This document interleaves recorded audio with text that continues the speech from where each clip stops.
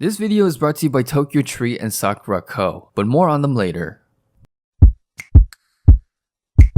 Not gonna lie, your boy was suffering. Suffering because all I had to see was humans hit rock bottom on Twitter by making AI art about George Floyd. Bitch, you need Jesus. But after watching a 50-minute video of a titan rumbling of watermelons, I wanted to bring more suffering into my life by talking about Chainsaw Man manga. After Chainsaw Man Part 1 manga ended and seeing every fan art iteration of Makima's dump truck, we were blessed by Mappa with an anime adaptation. And all I gotta say, what a time to be alive.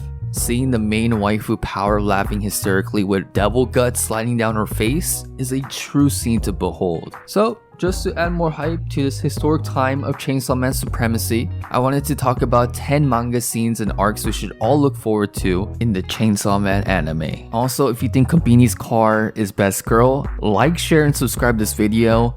And shit, if this video gets 20,000 likes, I'm gonna review every single arc of part 1 of Chainsaw Man. At number 10, we have Hell.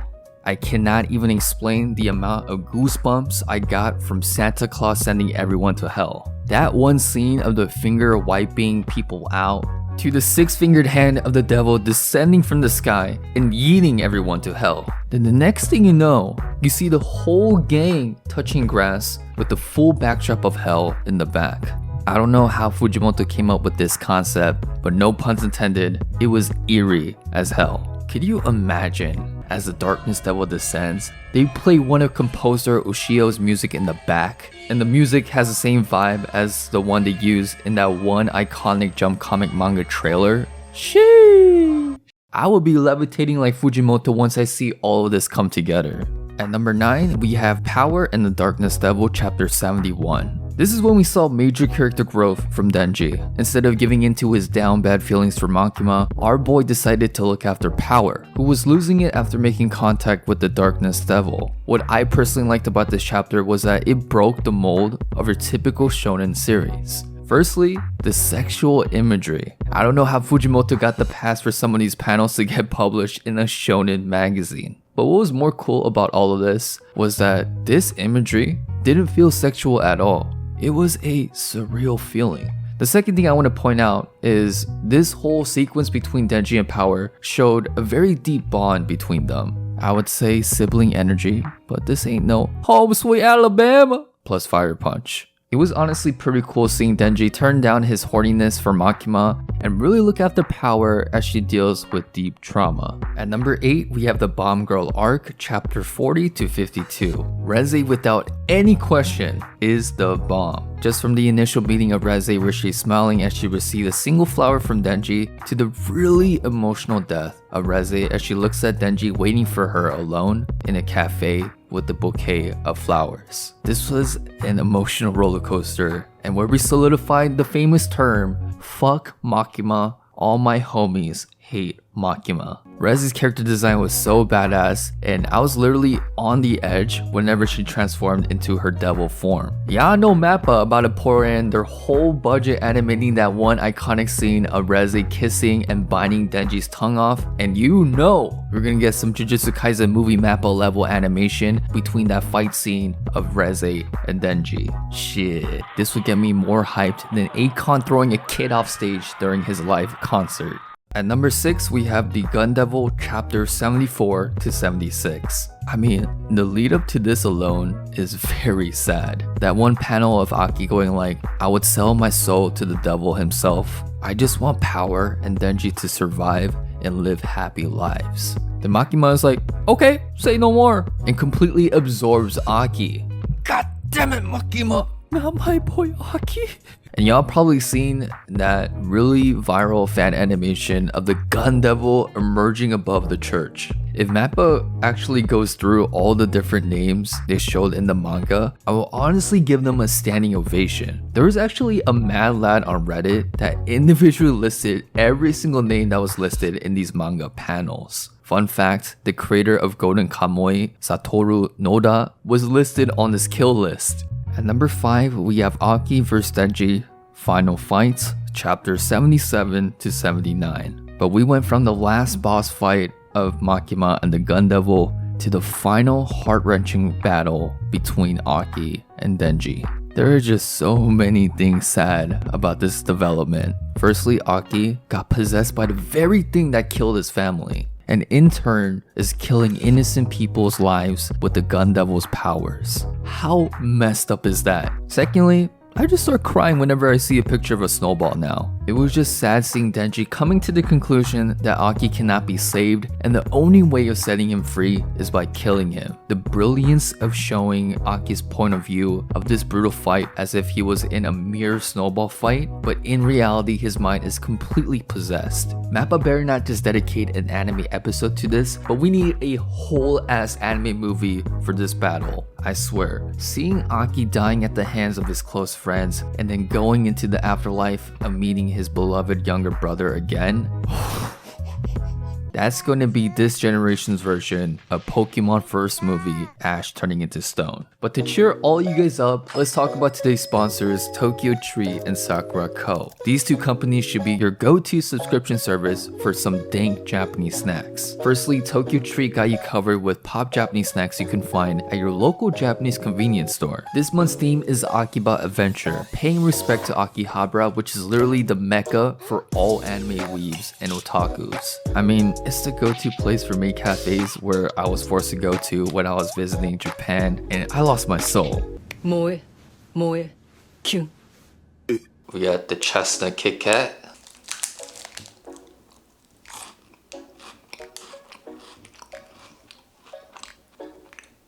The Coca-Cola candy. I kind of pull that open. Sheesh.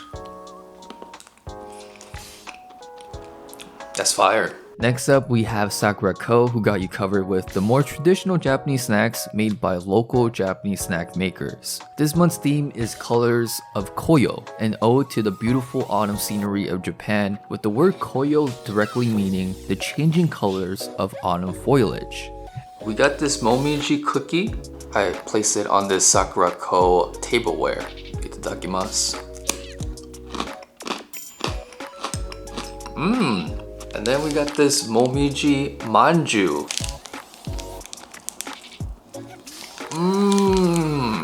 See that cream? So some Genmai tea. Let's try this. Drink it with the tea.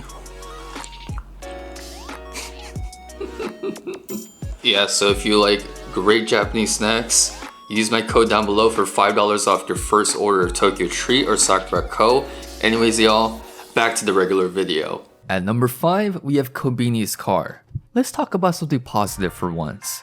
I mean, I've never seen anything this fine before in anime and manga history. Can we just spend the next 5 seconds marveling at this complete beauty? This car is so OP, it outranked Kobeni herself in popularity polls. And she got so butthurt, that's probably why she retired from the Devil Hunters Association. I straight up need a anime sequence of power ramming Kobeni's Fiat 500 into Denji in ultra slow motion with chariots of fire blasting in the background. And the funny thing about all of this is apparently Power saved Denji from an American assassin. God, I just want to see the smug face of Power animated with Kobeni losing her shit in the background. At number 4, we have Kobeni Vance Revolution chapters 85 to 86. The funny thing about Kobeni's character is she straight up represents all of us if we lived in the Chainsaw Man universe. The mental breakdowns, crying like the end of Clan Ad, and just losing your shit all around. Her energy is always like, guys, I want to play the role of background character in peace. And the next thing you know, she gets blasted by Makima by a 1,000-year-old power laser beam. Mappa better be playing Devil's a Part-Timer Welcome to McRonald's in the background as Kobeni abuses. At this moment, she knew she fucked up. Button, not once, but twice. Then this fever dream turns into rent-a-girlfriends, and homegirl is all of a sudden breaking out dance moves like a veteran DDR player. This scene was so iconic, it even spurred about a whole-ass fan-made video game. At number 3, we have the beginning of the Katana Man arc, chapters 22 to 27. This scene was straight up the end scene of a Italian mafia movie. Straight up the entirety of the 4th Division agents were getting wiped out left and right. If they animate this whole sequence and play the Godfather waltz in the background, woo! I'm getting goosebumps just thinking about that. One of the biggest reasons why these chapters made a lasting impression on me was because we started to understand the true power of Makima. I mean, just imagine this. You're an NPC thinking you killed the final boss, and then you turn around and you see Makima fully resurrected, glaring at you directly with her yellow eyes. And bro, I cannot wait to see the iconic hand motion of Makima when she's flattening these fools. As much as the homies hate Makima, that Makima pose is a hood classic. At number 2, we have Power Saying Goodbye, chapter 90. Oh my god, this scene is going to make me cry more than Violet Evergarden episode 10. Power is a true ride or die homie, and that is why I, Ye-Man, will fully endorse Power for the 2024 US presidential election. If you don't vote for her, you a beta male soy boy. Real talk though, seeing the main waifu slowly dying to persevere Denji's survival for sure left me misty-eyed. I really like the parallel they made with their final exchange taking place in a dumpster. Just as Pochita exchanged her life for Denji in a dumpster in the beginning of part 1, the Blood Devil saved the last bit of her power to revive Denji in the same place. Denji, you better find the new powers ass in part 2. I don't care if she gets resurrected as a 57-year-old Japanese salaryman with a beer belly thicker than Kobeni's car's rear. At number 1, we have the power cake scene. Oh shit.